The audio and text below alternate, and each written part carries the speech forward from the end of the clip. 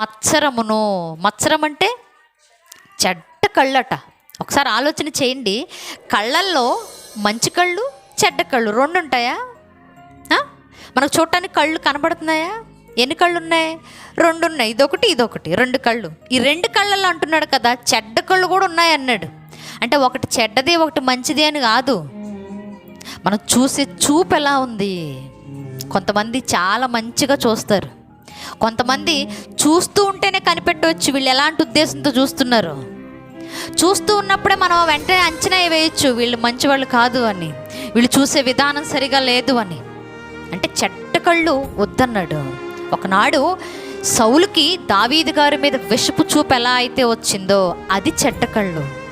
ఈరోజు నువ్వు కూడా ఎదుటివాడు బతుకుతున్నప్పుడు నువ్వు సరిగ్గా చూడలేకపోతున్నావు అనుకో, నీ కూడా చెడ్డ కళ్ళే.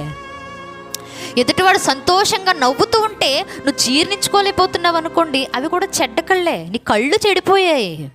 నీ కళ్ళు చెడిపోతే నీ దేహం అంతా ఏమైపోద్ది?